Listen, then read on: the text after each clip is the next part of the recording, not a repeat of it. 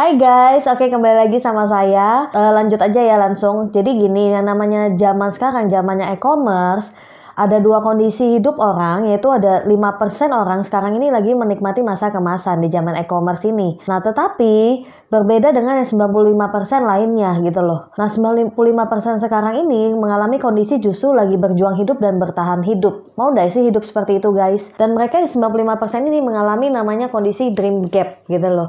Artinya jarak antara impiannya dengan kondisi hidupnya dia yang realita itu betul-betul jauh banget jaraknya gitu loh. Sehingga seolah impiannya nggak mungkin terjadi. Padahal 95% ini juga sebenarnya orang yang mempunyai impian. Harapan mereka kan sebenarnya juga sama kok, sama orang yang 5% itu. Contohnya ya, misalnya kayak kita anak muda pasti kepengen lah ya punya rumah yang seperti ini ya kan. Tapi yang terjadi malah rumah yang seperti ini gitu loh.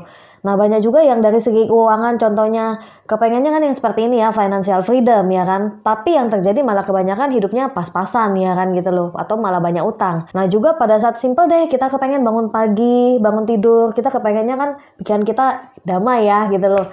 Tapi yang terjadi malah bangun tidur langsung stres banget ya kan, berpikir dengan pekerjaan, dengan utang dan lain-lain seperti itu gitu loh. Kemudian juga dari segi pekerjaan ya kan, kepengen gak sih kita maksudnya lagi traveling ya kan gitu loh, lagi shopping tapi make money ya kan. Tapi normalnya orang kebanyakan sekarang ini ngapain? Pada saat dia kepengen punya penghasilan lebih aja, mereka malah harus kerja seumur hidup, bertahun-tahun seperti itu.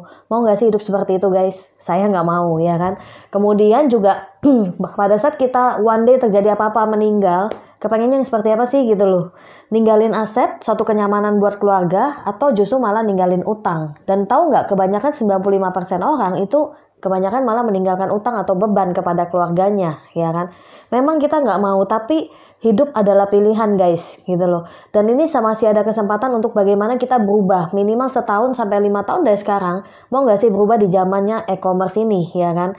Nah, caranya adalah gini. Satu, kalian harus tahu sumber penghasilan keuangan kalian ini sekarang dari mana, atau profesi apa sih yang sekarang kalian gelutin. Apakah itu sudah yang terbaik atau belum gitu loh. Apakah itu udah profesi yang sangat tepat untuk menggapai impian Anda, atau malah tambah jauh dari impian Anda. Nah, saya akan jelasin dari satu buku, itu Robert Kiyosaki, yaitu tentang cash flow quadrant. Oke, jadi dari buku itu menjelaskan yang namanya profesi manusia itu dibagi menjadi 4 ya kan. Sumber mencari nafkahnya menjadi 4. Satu adalah orang menjadi karyawan. Nah, karyawan itu adalah orang yang menukarkan waktu untuk dapat namanya uang, dan mereka bekerja pada satu perusahaan atau pemerintah. Dan biasanya kerjanya, ciri-cirinya adalah kerjanya puluhan tahun. Dan pada saat dia pensiun, biasanya penghasilannya menurun.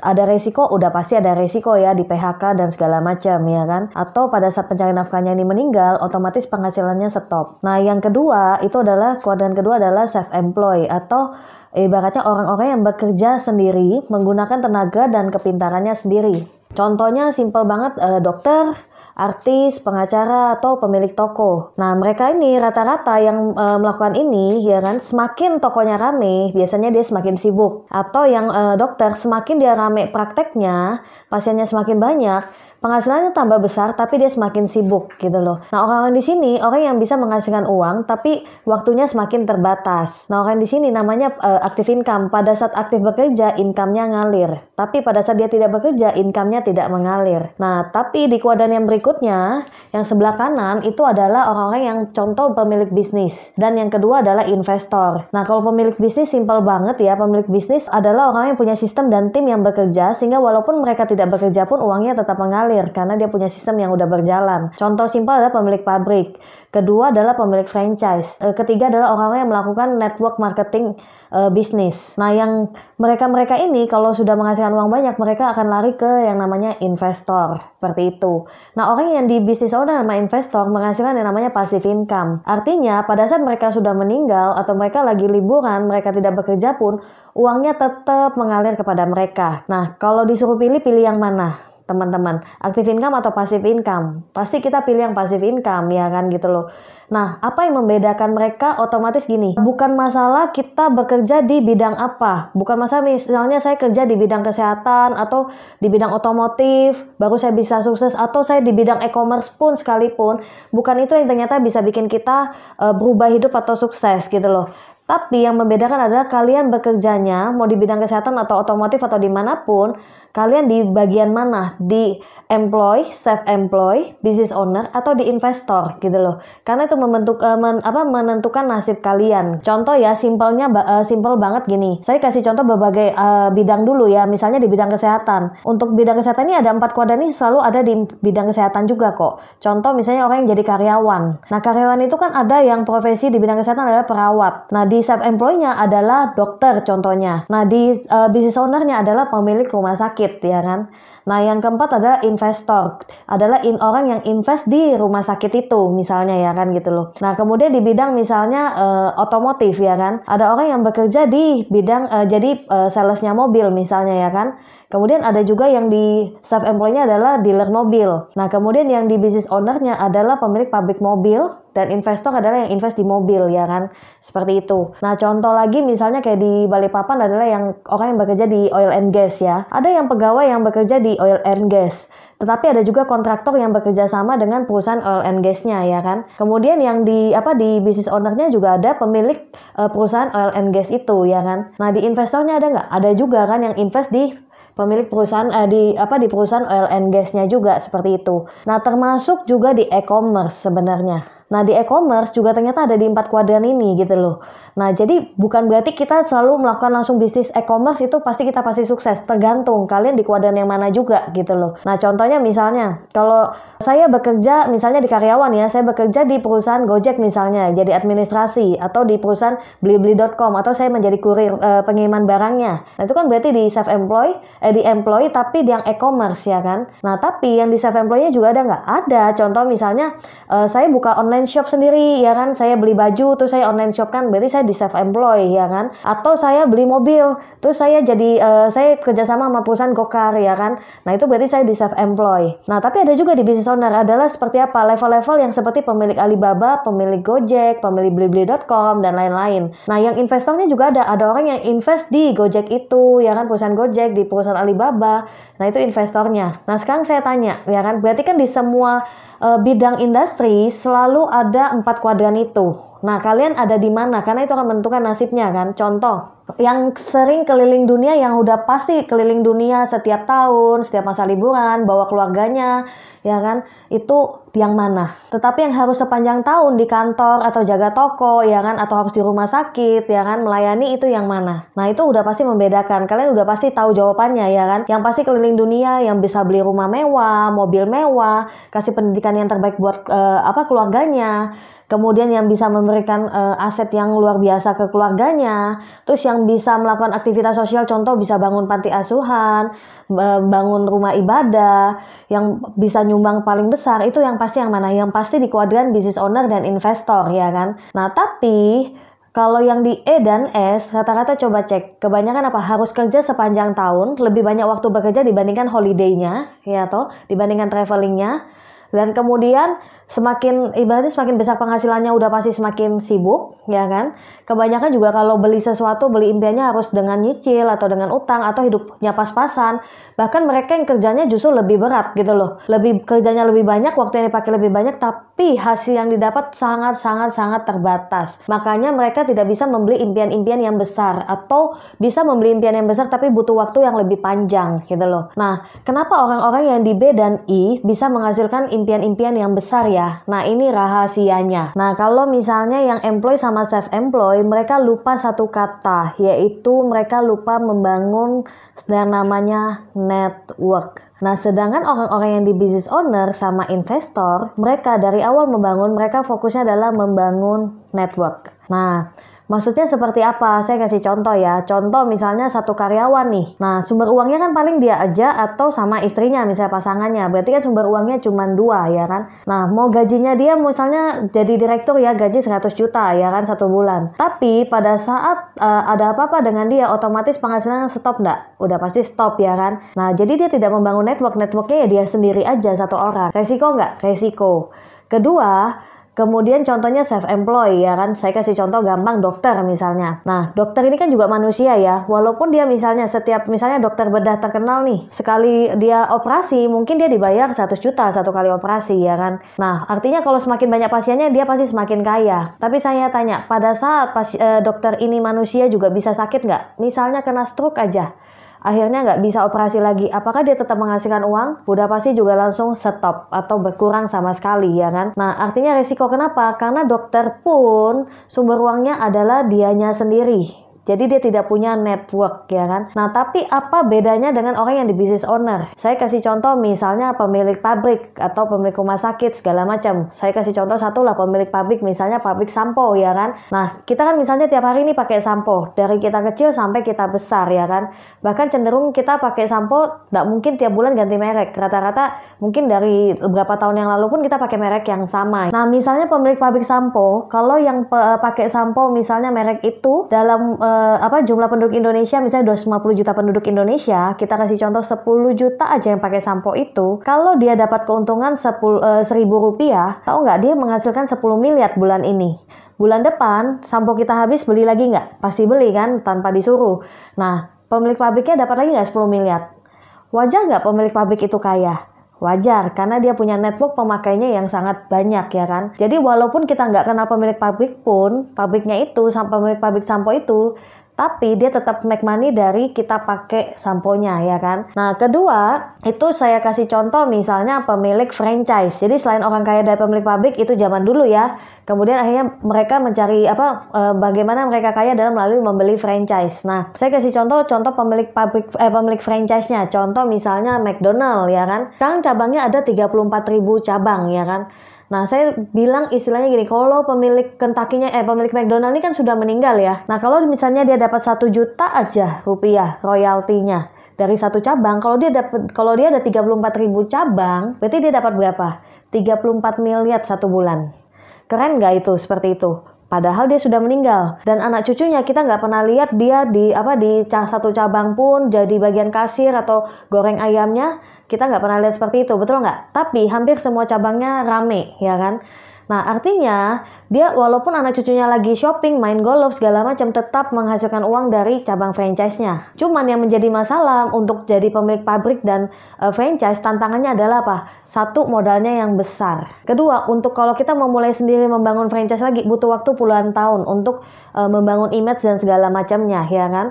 Seperti itu. Nah ada cara yang lebih cepat zaman sekarang yang dialamin oleh yang saya bilang 5% orang di zaman e-commerce ini, mereka melakukan bisnis e-commerce, yaitu melalui yang namanya handphone contohnya ya kan gitu loh. Jadi cukup handphone aja mereka bisa membangun bisnis jutaan US dollar. Saya kasih contoh misalnya melalui Gojek misalnya ya, aplikasi Gojek. Kalau dia misalnya punya transaksi satu hari 20 juta transaksi aja, kalau dia untung 1.000 rupiah, tahu nggak satu hari dia bisa dapat 20 miliar. Nah itu kan lebih keren lagi, betul nggak ya kan gitu loh. Nah pasti kita kepengen, oh ya sudah kita semua masuk di e-commerce saja ya kan gitu loh. Tapi ingat sekali lagi yang saya bilang, e-commerce bukan sembarang e-commerce seperti kayak online shop seperti tadi. Kalau kalian cuma online shop, sama aja kalian seperti di self-employed. Artinya kalian bekerja sendiri. Kalian beli baju yang banyak terus masukin di online shop, kalian akan sibuk apa? Jawabin chattingnya semua segala macam. Kemudian kalian bagian ngirimin, ngepack lagi segala macam. Memang nanti bisa dipakai dengan karyawan, tapi kan pasti modalnya dibesarin lagi. Seperti itu ya kan. Nah tapi beda dengan yang pemilik Gojek, Alibaba dan segala macam. Mereka memang membangun networknya, ya kan? Nah, cuman saya bersyukur banget saya baca dari satu buku namanya dreambiz.com supaya saya nggak misconception tentang apa itu bisnis e-commerce. Jadi nggak salah melangkah juga, nggak ngabisin waktu banyak, modal yang besar juga ya kan gitu loh. Nah yang luar biasa di dreambiz.com ini, dia bercerita bahwa gini, memang e-commerce adalah satu bisnis yang percepatan sekali gitu loh, membantu bisnis kita jauh lebih cepat lagi dengan adanya internet atau kita akhirnya berbisnis e-commerce. Tapi satu challenge bisnis di e-commerce adalah apa?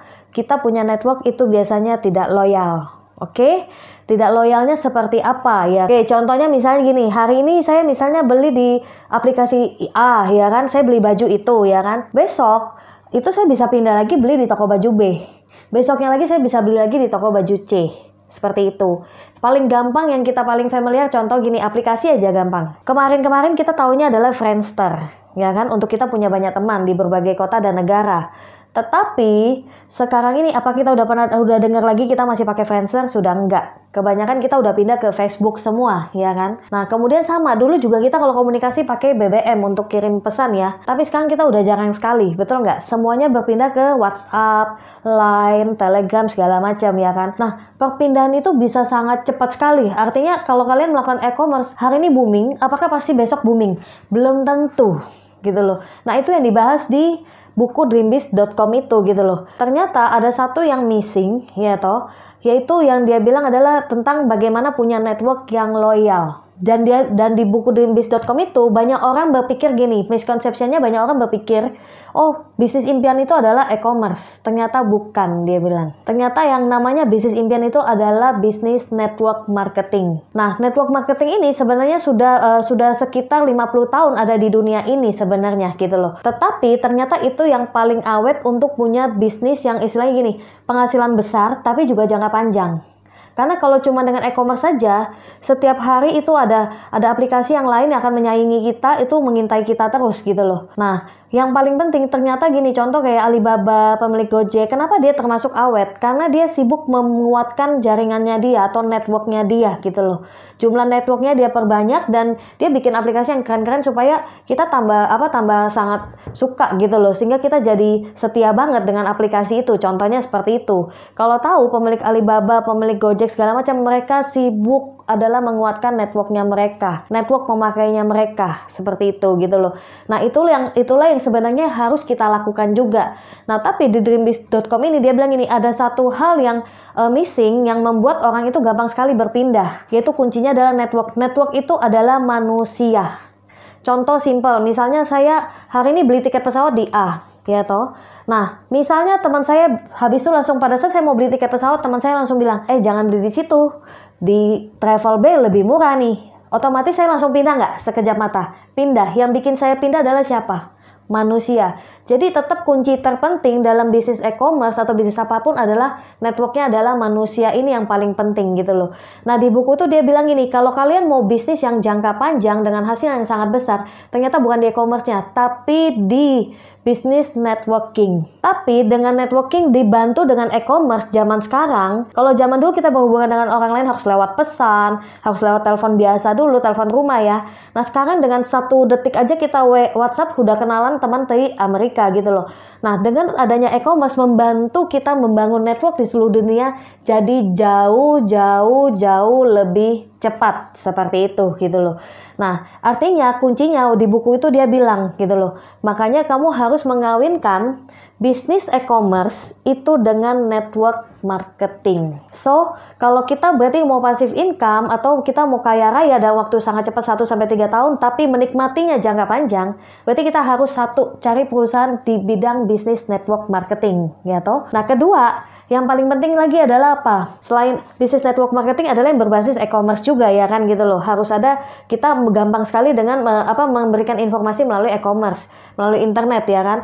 Nah, yang ketiga adalah harus tahu, ini yang paling penting sebenarnya, terpenting adalah harus tahu bagaimana membangun network. Dan itu adalah yang kebanyakan di luar sana banyak orang tidak tahu. Yang 95% orang lain itu kebanyakan tidak fokus di bangun network karena itu membangun manusia. Tetapi kalau tahu yang 5% orang-orang di dunia ini, mereka yang concern adalah bagaimana membangun network mereka, manusia mereka itu bagaimana bisa kuat, solid ya kan, bagaimana awet di bisnisnya mereka itu gitu loh. Nah, yang luar biasa, nah di buku itu bilang kalau kamu mau membangun network yang kuat, kamu harus punya cara. Satu, kalau kamu bangun sendiri butuh waktu juga, tetap butuh waktu, bisa jadi 30 tahun trial and error membangun manusia, ya kan? Nah, tapi ada cara yang paling cepat adalah apa? Harus punya support system. Tetap intinya harus membangun support system, atau kalian yang paling simple ikut di satu support system. Nah, yang luar biasa, saya bersyukur banget kenapa saya juga ada di webinar ini.